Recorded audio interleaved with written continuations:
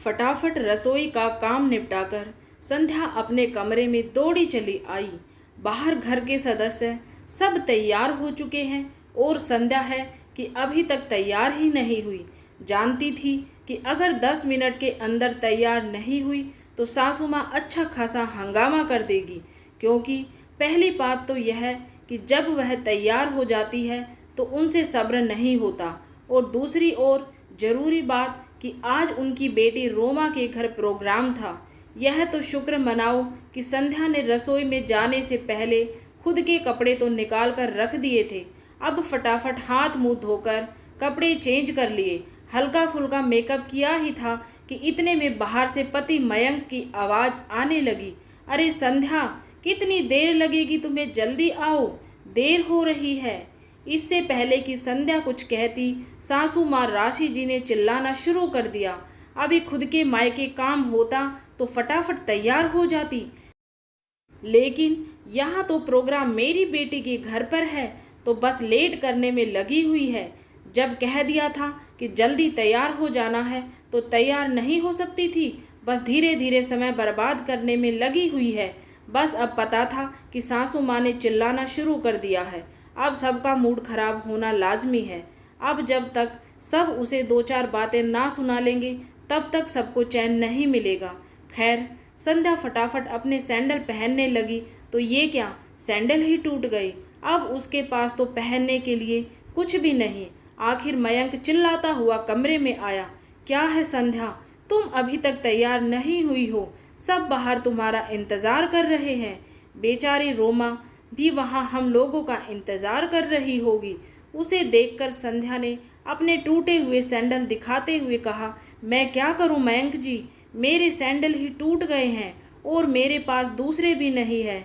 हे भगवान, तुम इतनी लापरवाह कैसे हो सकती हो, एक और जोड़ी एक्स्ट्रा में नहीं रख सकती हो। जाकर देखो, मम्मी के कोई सैंडल रखी हो तो वो पहन लो, पर मम्मी जी के सैंडल मुझे कैसे आएंगे, मम्मी जी के पैर मुझसे छोटे हैं। संध्या ने भी धीरे से कहा।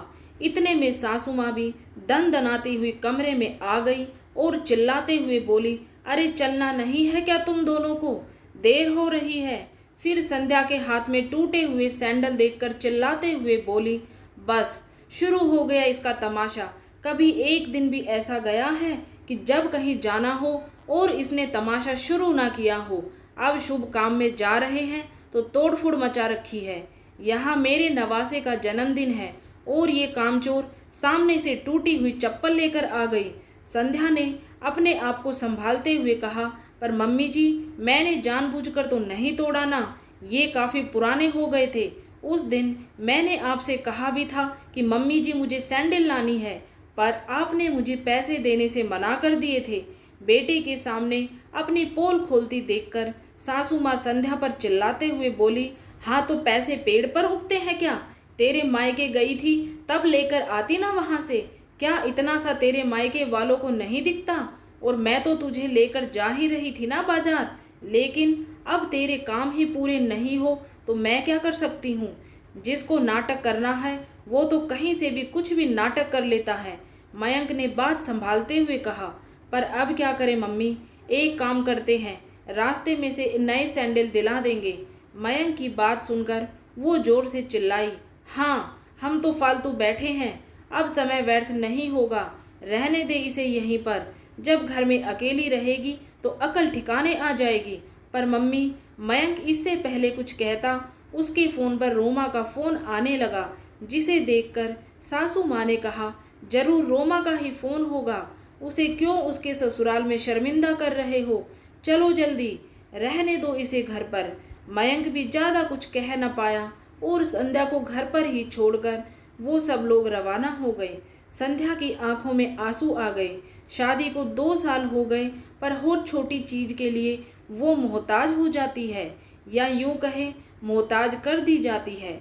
मयंक अपनी सारी सैलरी अपनी माँ के हाथों में रखता, यहाँ तक कि संध्या के हाथों में कुछ ना देता। संध्या अगर ज़रूरत भर के पैसे भी मांगती तो उससे कह देता कि माँ से ले लो, और इधर सासू माँ और भी महान। संध्या जब ज़रूरत पड़ने पर पैसे मांगती तो सासू माँ का जवाब होता कि अपने मायके वालों से ले लो। मेरे पास फालतू पैसे खर्च करने के लिए नहीं है। सोचते सोचते ही संध्या की आंखों में से आंसू बहे जा रहे थे। आज सिर्फ एक चप्पल के कारण उसे ये लोग घर छोड़कर चले गए। अब क्या अपनी चप्पल लेने भी वो मायके जाएगी? खैर, जैसे तैसे रात निकली। संध्या ने किसी से कोई बात नहीं की। दूसरे दिन सुबह के 8 बज गए, लेकिन किसी को चाय नसीब तक नहीं हुई। आखिर सासू माँ को चाय नहीं मिली तो वे बाहर आकर चिल्लाने लगी, आज चाय मिलेगी कि नहीं? पता नहीं कहाँ चली गई कामचोर। किस्मत खराब है मेरी, जो ऐसी बहू मेरे पल्ले पड़ी है। थोड़ी देर बाद संध्या अपने कमरे में तैयार होकर बैग लेकर बाहर निकली तो उसे देखकर सासू माँ बोली, ये सुबह सुबह कहाँ बन ठन के निकली? अभी तक तो हमने चाय भी नहीं पी। घर का काम कौन करेगा? सासू माँ की बात सुनकर संध्या मुस्कुराकर बोली, सासू माँ, अपने मायके जा रही हूँ नई चप्पल लेने के लिए। उसकी बात सुनकर सासू माँ तमतमाते हुए बोली, जहाँ जाना है वहाँ जा, पर पहले घर का काम करके जा, चाय नाश्ता तैयार करके जा। ऐसा है सासू माँ कि जब सब कुछ मेरे मायके वालों से ही लेना है तो काम भी मायके वालों का ही करूँगी ना। अब आप लोगों की तो औकात नहीं है तो चप्पल खरीदने उन्हीं के पास जाना पड़ेगा। आपका घर है, आप लोग कीजिए अपने घर का काम। सासू माँ ने गुस्से में मयंक की तरफ देखा तो मयंक भी नजरें झुकाकर बैठा हुआ था। अरे तू कुछ बोलता क्यों नहीं है? क्या बोलूँ माँ, मैं तो कल भी कुछ नहीं बोला था, आज भी कुछ नहीं बोलूँगा। मुझे तो संध्या का कहना भी गलत नहीं लग रहा। मयंक ने कहा तो उसकी माँ उसे डांटते हुए बोली, तो तुझे तेरी माँ ही गलत लग रही है? नहीं माँ, आप भी गलत नहीं हैं, गलत तो मैं हूँ। मैं ये भूल गया था कि मैं शादीशुदा हूँ। मेरी पत्नी को भी खर्चों के लिए पैसों की ज़रूरत पड़ती होगी, तो कुछ खर्चा उसके हाथ में भी मुझे देना चाहिए था। और मैं नालायक सारी सैलरी आपके हाथ में लाकर देता था, पर अब नहीं। अब मैं सारी सैलरी आपके हाथ में देने की जगह कुछ खर्चा संध्या के हाथ में ज़रूर दूंगा, ताकि उसे कोई भी सामान खरीदने के लिए मायके का मुंह ना देखना पड़े। आखिर बेटे को बहू के पक्ष में बोलते देखकर सासू माँ से कुछ कहते ना बना। वही उस दिन मयंक ने छुट्टी लेकर संध्या को उसकी ज़रूरत की चीज़ों की शॉपिंग करवाई। तो दोस्तों, उम्मीद है ये कहानी आपको पसंद आई होगी। ऐसी ही कहानियाँ सुनने के लिए चैनल को सब्सक्राइब जरूर करें।